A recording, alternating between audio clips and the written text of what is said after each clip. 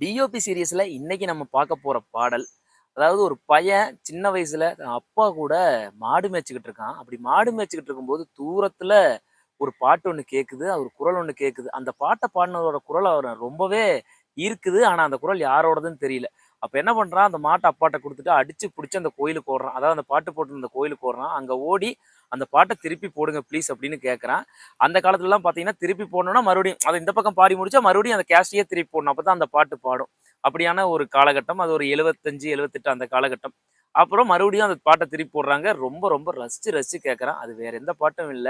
நம்ம எஸ்பிபி அவர்கள், எம்ஜிஆர் அவர்களுக்காக பாடின பாடல் தான். அந்த பாட்டு தான் எஸ்பிபி அவர்கள் அறிமுகமாகுற பாட்டு.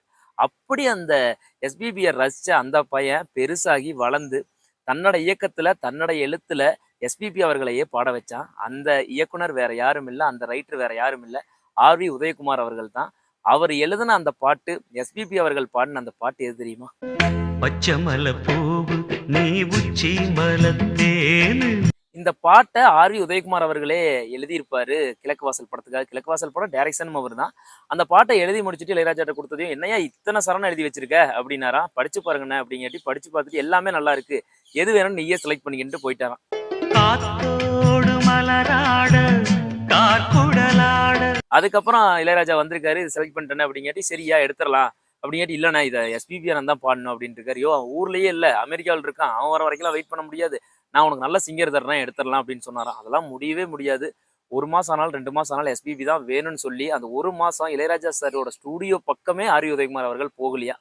அதுக்கப்புறம் இவர் ஊர்ல இருந்து வந்துட்டாருன்னு தெரிஞ்சதுக்கப்புறம், அப்புறம் தான் போனாராம். போயி அந்த இவர் எழுதின அந்த பாட்ட எஸ்பிபி அவர்களோட குடுத்ததையும், படிச்சு பார்த்தோன்னேயுமே அப்படியே ஆர்.வி. உதயகுமார் அவர்கள கட்டி புடிச்சுட்டாராம். அப்பேற்பட்ட பாடல் இந்த பச்சை மலை பூவேங்கிற பாடல். வண்ணமா வானவில் நூலெடுத்து வாரு. பாடல் உருவானா மட்டும் பத்தாது, நல்ல இசை அமைச்சுட்டா மட்டும் பத்தாது. அந்த பாட்டுல நடிக்கிற நடிகர்களும் ரொம்ப முக்கியம் அந்த பாட்டு ஹிட் ஆகறக்கு. அப்படி அந்த பாட்ட உணர்ந்து உணர்ந்து தானே பாடுன மாரி ரொம்ப அழகா ஆக்ட் பண்ணியிருப்பாரு கார்த்தி அவர்கள். புத்தங்கொர ஏது நீ நந்தவனத்தேரு. அழகே பொண்ணு மணி சிரிச்சா வெள்ளி மணி.